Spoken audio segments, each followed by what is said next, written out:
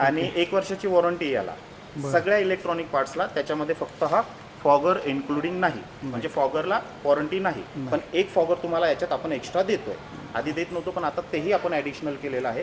एक फॉगर तुम्हाला याच्यात एक्स्ट्रा येणार आहे, म्हणजे इन केस खराब झाला तर लगेच रिप्लेसमध्ये तुम्ही तो चेंज करू शकता ऑन द स्पॉट. आणि नंतर मग एक एक्स्ट्रा मागून घ्या. मशीनमधला कुठलाही पार्ट समजा 1 वर्षाच्या आधी खराब झाला तर तो फ्री ऑफ कॉस्ट तुम्हाला मिळून जाईल. त्याचे काही चार्जेस म्हणजे नाही. ट्रान्सपोर्ट नका कुरिअरने पाठवलं जातं. जो पण पार्ट खराब झाला कुरिअरने पाठवला जातो.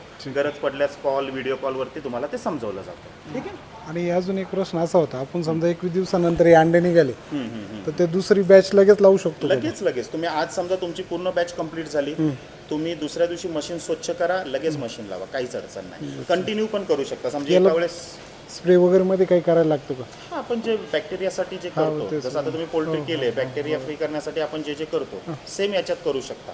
डायरेक्टली फक्त ते सगळं मशीन बंद मध्ये करायचं. हा, तेवढी फक्त ते वॉशेबल आहे पण हा, म्हणजे क्लीन करू शकता, ओल्या कपड्याने वगैरे क्लीन करू शकता. म्हणजे आपण डायरेक्ट पाण्यात धुवून डायरेक्ट पाण्यात धुवून नाही. इलेक्ट्रॉनिक वस्तू आहे ना. नाही हा, body तुम्ही ओल्या कपड्याने सगळं पुसून काढू शकता, त्याच्याने नीट अँड क्लीन होणार आहे. ठीक आहे. आणि दुसरं सर्वात महत्त्वाचं की बाबा अंडी समजा एका वेळेस नाही मिळाली, जशी आता ही 400 अंड्यांची मशीन आहे. समजा आता अंडी तुमच्याकडे एका वेळेस 400 अंडी नाही मिळाली तर तुम्ही पाठीपुढे पण लावू शकता.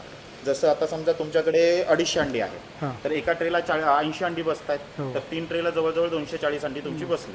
तर ही 3 ट्रे समजा तुम्ही आज लावले आणि 2 ट्रे तुमच्या 4-5 दिवसांनी पुन्हा अंडी जमा झाली तर 2 ट्रे तुम्ही लावू शकता. एकत्रही लावणं गरजेचं असं काही नाही की 400 अंड्याची मशीन आहे, 200च मिळाले, मी 200 लावले, परत 200 ॲड नाही करू शकत. 100% ॲड करू शकता, काहीच अडचण नाही. फक्त काय करायचं, जेव्हा 18 दिवस पूर्ण झाले की खालच्या 3 ट्रेचं कनेक्शन इथून बंद करायचं, वरच्या 2 ट्रेचं कनेक्शन इथून चालूच ठेवायचं. आलं लक्षात?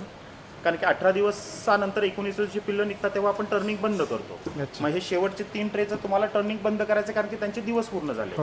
आणि वरचे 2 ट्रे तुम्ही समजा 3 दिवसाचे किंवा 4 दिवसाच्या गॅपमध्ये लावले तर अजून 4 दिवस ते फिरले पाहिजे ना. मग त्याप्रमाणे त्यांचे दोघांचे ट्रे जे नंतर 2 बॅच केला तर 2 बॅच केल्या तरच सांगते. एकत्र लावली तर काहीच नाही. मग तुम्ही इथून एकच पिन ही काढली की तुमचे सगळे टर्निंग बंद होणार आहे, तिथून पुढे तुमचे पिल्लं निघणार आहे. ओके. हे 18 दिवसानंतर 18 दिवस पूर्ण झाल्यावर 19 दिवशी करायचं आहे. ठीक आहे. हे ऑटोमॅटिक बंद चालू होताना तुमच्या लक्षात येत असेल. अशाच पद्धतीने सगळं काही होणार आहे, तुम्हाला काही नाही करायचं. ठीक आहे. ओके. लक्षात आलं सगळं बेसिक. ठीक आहे. जर हा व्हिडिओ तुम्हाला आवडला असेल तर व्हिडिओला लाईक नक्की करा, चॅनलला सबस्क्राईब करा, जेणेकरून इन्क्युबेटरच्या रिलेटेड, पोल्ट्री रिलेटेड तुम्हाला नवीन नवीन व्हिडिओ, नवीन नवीन माहिती तुमच्यापर्यंत पोहोचू शकेल. धन्यवाद.